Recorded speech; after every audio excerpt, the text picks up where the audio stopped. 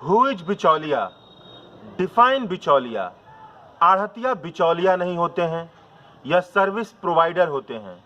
किसान ट्रॉली लाता है तो आढ़ती उसे खाली कराता है, सफाई कराता है, अनाज को बोरों में भरता है, खरीद एजेंसियों से रेट लगवाकर उसे ट्रांसफर करता है और पैसे लेकर किसान को देता है।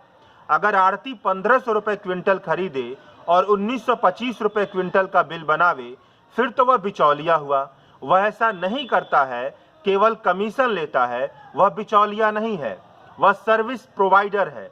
सरकार अपनी खरीद बिक्री बिचौलियों के जरिए करती है, उसलिए हर कोई बिचौलिया उसे नजर आता है। यह पंजाब के किसानों का प्रेस कॉन्फ्रेंस के जरिए सरकार से किया गया सवाल था। मोटे तौर पर अगर देखा जाए तो किसानों का कहना है कि नए कानून की वजह से कृषि बाजार में कॉरपोरेट की मौजूदगी बढ़ेगी, उनकी उपज पहले से भी कम दाम पर खरीदी जाएगी, जबकि सरकार का कहना है कि नए कानून से बिचौलिया खत्म होंगे और किसानों को फायदा पहुंचेगा। तो चलिए मेरे यानी अजय कुमार के साथ सरकार और किसानों की इन दावों से समझने की कोशिश करते हैं कि किसकी बात में दम है और कौन बरगलाने की कोशिश कर रहा है। आज़ादी के समय अनाज को लेकर हिंदुस्तान में काफ़ी किल्लत थी। कहा जाता है कि नेहरू अपने 3 मूर्ति किचन हाउस में गार्डन में आलू उपजाया करते थे। यह वह जमाना था जब जमींदारी प्रथा अपने पूरे उफान पर थी। जमींदारों की जमीनों पर खेती होती थी, अनाज के बिना लोग मरते थे। जमींदार सस्ते में कृषि उपज खरीदते थे और उसे महंगे में बेचा करते थे। इसी पृष्ठभूमि में भारतीय राज्य ने अनाज और खाद्य पदार्थों को नियंत्रित करने का फैसला किया। अगले 2 दशकों में एग्रीकल्चर मार्केट प्रोड्यूस के जरिए रेगुलेट होने वाली एपीएमसी की मंडियां बन गईं। पहले मौजूद बड़ी बड़ी थोक मंडियां ही एपीएमसी मंडियों में तब्दील हुईं। सरकार ने ऐसा इसलिए किया ताकि किसानों को वाजिब दाम मिल सके, सरकार को पता चल सके कि कितने अनाज का उत्पादन हो रहा है और सरकार उन लोगों तक भी अनाज पहुंचा सके जो अनाज की वजह से मर रहे हैं। आप कह सकते हैं कि राज्य ने समाजवादी विचारधारा को अपनाते हुए एक बेहतरीन योजना की बुनियाद रखी। किसानों को वाजिब दाम मिल सके, इसलिए न्यूनतम समर्थन मूल्य यानी मिनिमम सपोर्ट प्राइस का विचार सामने आया। मिनिमम सपोर्ट प्राइस का कहीं से भी यह मतलब नहीं है कि किसानों को अपनी उपज का वह दाम मिल रहा है जो उन्हें मिलना चाहिए, बल्कि मिनिमम सपोर्ट प्राइस का बेसिक मतलब यह है कि किसानों को अगर खुले बाजार में सही कीमत न मिले तो सरकार इस न्यूनतम कीमत पर किसानों की उपज खरीद लेगी और एपीएमसी की मंडियां वह जगह होंगी जहां पर सरकार पहले से ऐलान किए मिनिमम सपोर्ट प्राइस के जरिए अनाज खरीदेगी। सरकार द्वारा लाए गए तीनों कानूनों का सबसे गहरा सार यही होगा कि आने वाले कुछ सालों में एपीएमसी की सरकारी मंडियां खत्म हो जाएंगी, यानी वो व्यवस्था खत्म हो जाएगी जो अभी तक किसानों को अपनी कृषि उपज का एक ठीक ठाक दाम दिलवा पाती थी। लेकिन यहीं पर यह भी समझने की जरूरत है कि एपीएमसी की मंडियां काम कैसे करती हैं। मौजूदा समय में भारत में एपीएमसी मंडियों की क्या स्थिति है? आढ़ती या कमीशन एजेंट या किसान की नजर में सर्विस प्रोवाइडर या सरकार की नजर में बिचौलियों का क्या मतलब है? इनका क्या रोल है? मौजूदा समय में एपीएमसी की मंडियां तक धान पहुंचाने का 29% धान का हिस्सा और गेहूं का तकरीबन 44% हिस्सा ही बिकता है, जबकि धान का 49% और गेहूं का 36% मंडियों के बाहर यानी स्थानीय बाजारों में या लोकल सेलर द्वारा खरीद लिया जाता है। यानी धान और गेहूं का बहुत बड़ा हिस्सा सरकारी मंडियों तक नहीं पहुंचता है। सरकारी मंडियां बहुत दूर ही रह जाती हैं।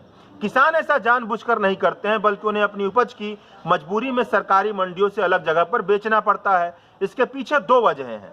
पहला, सरकारी एपीएमसी की मंडियां औसतन 463 किलोमीटर की दूरी पर केवल 6000 के आसपास हैं, जबकि शांता कुमार कमेटी की रिपोर्ट के अनुसार 80 किलोमीटर की दूरी पर पूरे हिंदुस्तान में तकरीबन 41,000 एपीएमसी की मंडियां होनी चाहिए। सबसे अधिक चौंकाने वाली बात तो यह है कि साल 1976 में एपीएमसी की तकरीबन 4000 मंडियां थीं। उसके बाद से लेकर 2019 तक केवल 2000 मंडियों का ही इजाफा हुआ है। यानी अगर सरकारी मंडियों के लिहाज से देखा जाए तो बहुत पहले से ही सरकार ने एपीएमसी की मंडियों से अपना पिंड छुड़ा लिया है।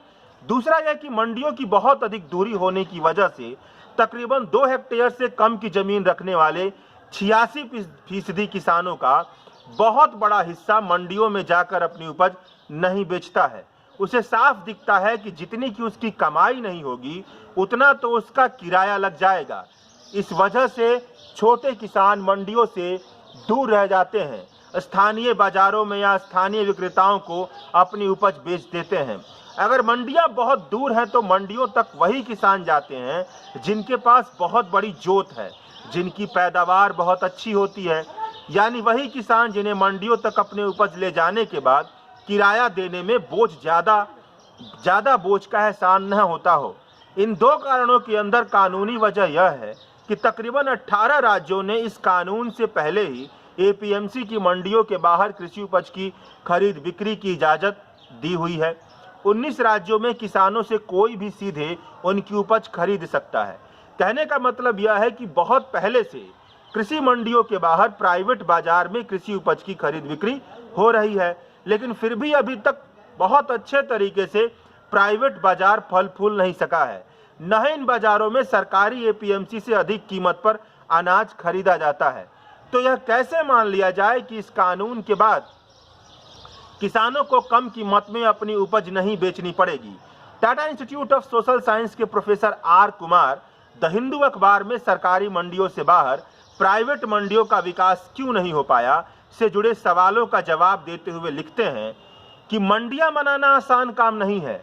इसकी बुनियादी संरचना पर पैसा लगता है। यहाँ काम करने वाले लोगों को सैलरी देनी पड़ती है। अलग अलग अनाजों की अलग अलग गुणवत्ता के आधार पर स्टोरेज सिस्टम बनाना पड़ता है। इन सब की वजह से लागत बहुत अधिक बढ़ जाती है। इस लागत को पूरा कर पाना सबके बस की बात नहीं, प्राइवेट विक्रेताओं के तो बिल्कुल भी नहीं, और वैसे माहौल में तो बिल्कुल भी नहीं जहां पर छोटी जोत वाले किसानों की संख्या बहुत अधिक है।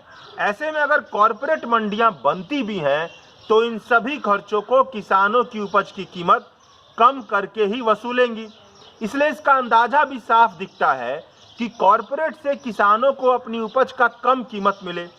सरकारी मंडियां टैक्स वसूली करती हैं। इन्हीं टैक्स से मंडियों की बुनियादी संरचना से लेकर रखरखाव तक के काम के खर्चों को पूरा किया जाता है। पंजाब में तो एपीएमसी की समितियां रूरल डेवलपमेंट की तक वसूलती हैं। पंजाब मंडी बोर्ड इन पैसों को ग्रामीण विकास पर खर्च करता है।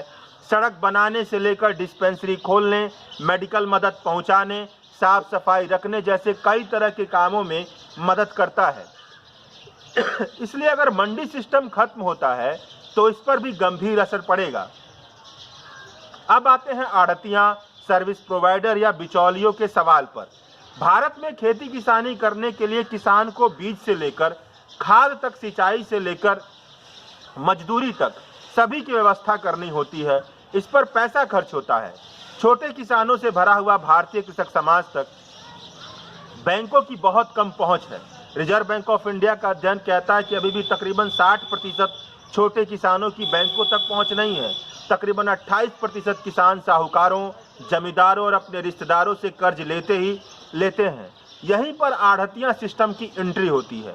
पंजाब एग्रीकल्चर यूनिवर्सिटी के प्रोफेसर सुखपाल सिंह 2014 के अपने अध्ययन में बताते हैं कि आढ़तिया और स्थानीय व्यापारी बिना किसी को संपत्ति गिरवी रखे छोटे किसानों को आसानी से कर्ज दे देते हैं, लेकिन उनकी ब्याज की दरें भी बहुत अधिक होती हैं और वह किसानों को कई तरह के शर्तों में बांध देते हैं। आढ़ती और उनके सहायक किसानों को उनकी अपनी जगह से बीज, खाद, पशुचारा जैसे खेती किसानी से जुड़े लागतों को लेने की शर्त रखते हैं। खेती किसानी से जुड़ा तकरीबन 70% इनपुट आढ़तियों द्वारा उपलब्ध कराया जाता है। आढ़तियों के कर्ज देने के एग्रीमेंट में यह शर्त भी लिखी होती है कि किसान उनकी दुकानों से ही घर के सामान खरीदेंगे। सुखपाल सिंह का अध्ययन है कि तकरीबन 31% घर का सामान आढ़तियों की दुकानों से आता है। इसके बाद अंत में जाकर किसान अपनी उपज आढ़ती को बेचता है और आढ़ती फसल की उपज से मिले पैसे से अपने कर्ज और ब्याज का पैसा लेकर बाकी पैसा किसान को लौटा देता है। यहाँ पर दिख रहा है कि आढ़ती समस्या है, लेकिन ऐसा नहीं है। आढ़ती और किसानों के बीच पैसे के लेन देन का एक अच्छा सिस्टम फला फूला है।